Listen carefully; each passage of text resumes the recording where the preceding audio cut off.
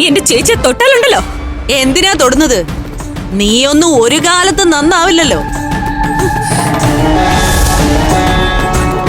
എന്തായാലും ഈ സെറ്റപ്പുകളൊക്കെ കെട്ടിപ്പടുത്തത് കട്ടും മോഷ്ടിച്ചുണ്ടാക്കുന്ന കാശുകൊണ്ടാണെന്ന് എല്ലാവർക്കും മനസ്സിലായി.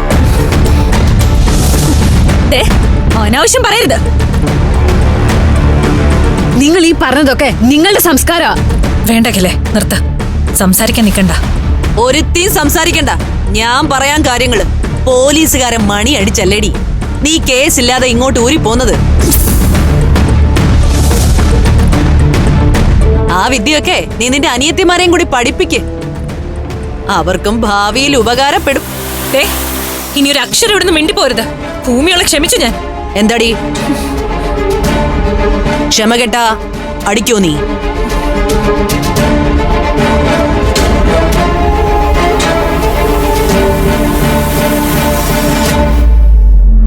എന്നാ അതൊന്ന് കാണണമല്ലോ. അടിക്കടി. നല്ല തള്ളയ്ക്ക് പിറന്നതാണെങ്കി ഒരടി അടിക്കടി തന്നെ.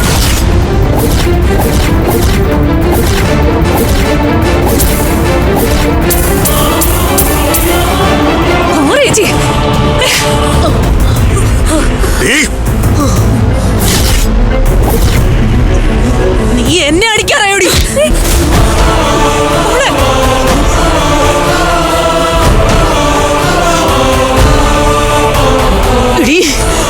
ഇനി ഈ കൈ ഉയർന്ന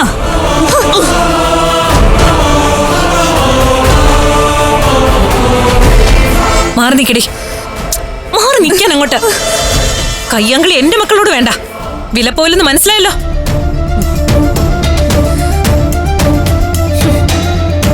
വിളിച്ചോണ്ട് പോകുന്നുണ്ടോ ഈ നാശത്തിന്? എന്റെ മുന്നിലിട്ടോ എന്റെ ഭാര്യയെ തല്ലിയത് അത് ഞാൻ സഹിക്കില്ല. ഇതിന് ഞാൻ നിങ്ങളെ ഓരോരുത്തരെ അനുഭവിപ്പിക്കും. അച്ഛനും അനുഭവിക്കണോ? കാലാവധി അനുഭവിച്ചതുപോലെ തന്നെ നിങ്ങൾക്കും വേണോ? വേണോന്ന്. ഭാര്യയും വിളിച്ചോണ്ട് വീട്ടിൽ പോകാൻ നോക്കച്ച. അല്ലെങ്കിൽ വന്ന പോലെ തിരികെ പോയെന്ന് വരില്ല.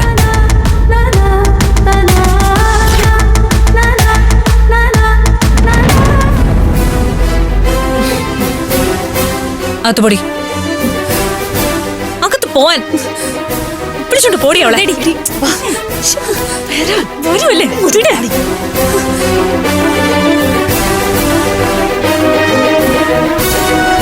നീ ജയിച്ചു എന്ന് വിചാരിക്കണ്ട. ഈ അടി കൊണ്ടത് എന്റെ മുഖത്തല്ല, മനസ്സിലാ. പൂട്ടിക്കും.